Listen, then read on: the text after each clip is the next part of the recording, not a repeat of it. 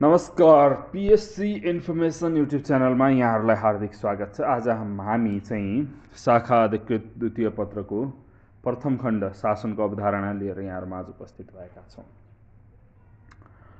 अब शासन भनेको राज्य सञ्चालनको कार्य, तौर तरिका र पद्धतिको रूपमा विकास र अभ्यास भएको हो। सामान्य अर्थमा भन्ने हो भने सरकारले जे कार्य गर्छ त्यो नै शासन हो। सुव्यवस्थित, सुरक्षित एवं मर्यादित जीवनयापनको चाहनाले राज्य र शासनको अवधारणा जन्माइदियो। राज्य शब्दको प्रथम प्रयोक्ता मेकियावेली हुन् भने सन् 1933 को उरुग्वेमा भएको मोन्टेभिडियो कन्भेन्सनले सर्वप्रथम आधुनिक राज्यको तत्त्वसहित यसको अर्थ र परिभाषा गरेको थियो। गार्नरले पनि राज्य हुन जनसङ्ख्या, भूभाग, सम्प्रभुता र सरकारको आवश्यकता पर्ने उल्लेख गरेका छन् र राज्य सञ्चालन गर्नको लागि शासनको जुन राज्य सञ्चालन गर्ने तौर तरिका छ, राज्य सञ्चालन गर्ने पद्धति छ, राज्य सञ्चालनका लागि के कस्ता नीतिहरू लिने, के कस्तो चाहिँ कानुनहरू, के कस्तो चाहिँ त्यसको आर्थिक स्रोत कहाँबाट जुटाउने जस्ता यावत कुराहरूको चाहिँ सम्मिश्रण नै के हो? शासन हो।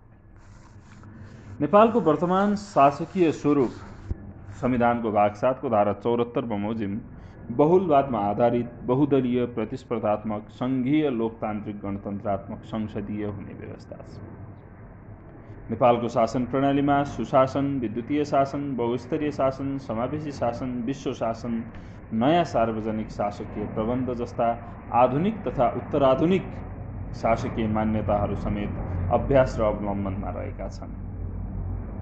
सरकार राज्यको कर्ता हो। सरकारले राज्यको प्रतिनिधित्व, उपस्थिति र वैधताको महसुस गराई राज्यलाई मूर्त रूप प्रदान गर्दछ। जनता र सम्प्रभुता राज्यको प्राण हो। अझ भन्नुपर्दा सार्वभौम जनता लोकतान्त्रिक राज्यको मुटु हो। भूभाग यसको बाह्य संरचना हो, जो ज्यादै महत्त्वपूर्ण छ।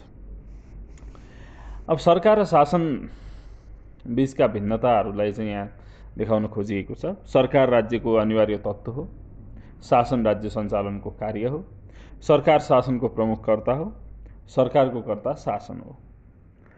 सरकार राजनीतिक संरचना हो। शासन राजनीतिक तथा बहुआयामिक संरचना हो। सरकार औपचारिक संरचना हो। शासन औपचारिक र अनौपचारिक संरचना हो। सरकार गतिशील र परिवर्तनशील चरित्रको हुन्छ। शासन तुलनात्मक रूपमा स्थिर प्रवृत्तिको हुन्छ। सरकारभन्दा शासन अलि स्थिरै हुन्छ।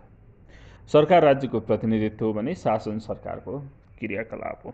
यसरी हामीले सरकार र शासन बीचका भिन्नतालाई पनि देखाउन सक्छौँ। अब शासनका कार्यहरू के हुन् भनेर चाहिँ सोध्न सक्छ। शासनको कार्यहरू भनेको सार्वभौम सत्ता, राष्ट्रियता र अखण्डताको सम्मान एवं संरक्षण, मौलिक हक र मानव अधिकारको संरक्षण एवं प्रवर्धन, राष्ट्र र जनताको बृहत्तर हित, सामाजिक समावेशीकरण, लोक कल्याण र विकास व्यवस्थापन, लोकतान्त्रिक नीति तर्जुमा, कार्यान्वयन र मूल्याङ्कन, न्याय प्रशासन एवं व्यवस्थापन, अन्तर्राष्ट्रिय सुसम्बन्ध एवं मामिला व्यवस्थापन, राष्ट्रिय हित, स्वार्थ र समृद्धिको प्रवर्धन गर्नु चाहिँ शासनका कार्यहरू हुन्। अब शासनको उद्देश्य सार्वजनिक हितको संरक्षण र प्रवर्धन गर्नु, राज्य व्यवस्था सञ्चालन र व्यवस्थापन गर्नु, राष्ट्र र जनताको सर्वोत्तम हित सुनिश्चित गर्नु, शासकीय सुधार र सुशासन कायम गर्नु, सहकार्य र साझेदारी कायम गर्दै कार्य गर्नु शासनको उद्देश्य हो। अब अहिलेको वर्तमान समयमा शासन मात्र नभनेर यसलाई सुशासन भन्ने गरिन्छ। सुशासनका आयामहरू विविध आयामहरू छन्। यसका राजनैतिक, प्रशासनिक, सामाजिक, आर्थिक र अन्य आयाम गरी विभाजन गरिएको छ।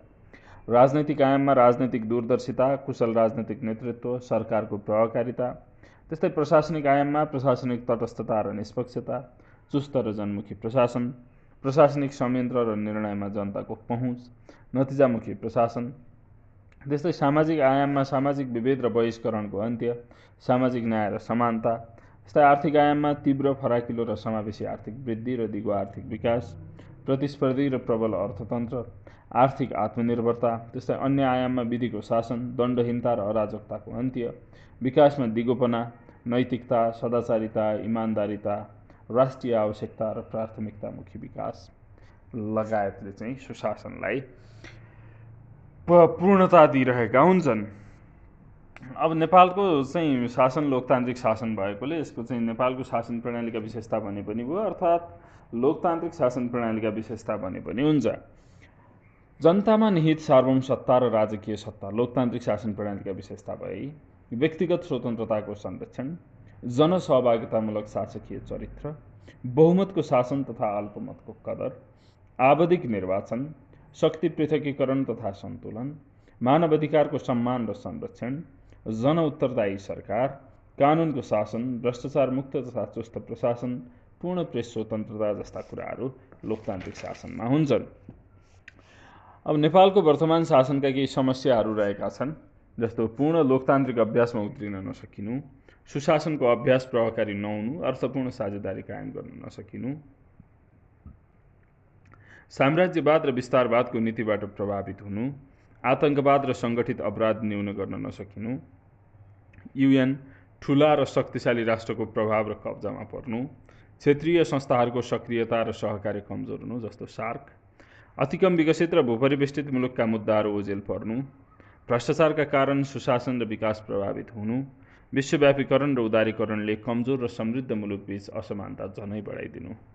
यसो समस्या भए अब यी शासनलाई सुदृढ बनाउन भावी मार्गचित्र के होला भन्ने सन्दर्भमा आम नागरिकको सचेतना र सक्रिय राजनीतिक संस्कार मार्फत लोकतान्त्रिक पद्धतिको अभ्यास विस्तार गर्ने, शासकीय साध्यको रूपमा सुशासनको अभ्यास प्रभावकारी तुल्याउने, संयुक्त राष्ट्रसङ्घले हरेक समस्याप्रति संवेदनशील भई भूमिका निर्वाह गर्ने, विश्वव्यापी साझा मुद्दामा सहकार्यका लागि छलफल र हातेमालोको वातावरण तय गर्ने, चरम भोकमरी र गरिबीको अन्त्य गरी सबै मुलुकमा आधारभूत मानवीय जीवन सुनिश्चित गर्ने, कानुनी शासन व्यवहारमा उतार्न सबै मुलुकका सरकार नैतिक, उत्तरदायी र असल भूमिकामा प्रस्तुत हुने, मानवाधिकारलाई पूर्ण पूजनीय बनाउन कानुनी, नैतिक र व्यवहारजन्य पक्षमा सुधार गर्ने, बहुस्तरीय शासन मार्फत राष्ट्रिय शासनमा पर्न सक्ने प्रभावप्रति सचेत रही राज्यको सार्वभौमिकतालाई ध्यानमा राखी शासकीय क्रियाकलाप सञ्चालन गर्ने जस्ता कुराहरू गर्यो भने शासनलाई सुदृढ बनाउन सकिन्छ। हवस् त आजलाई यति नै।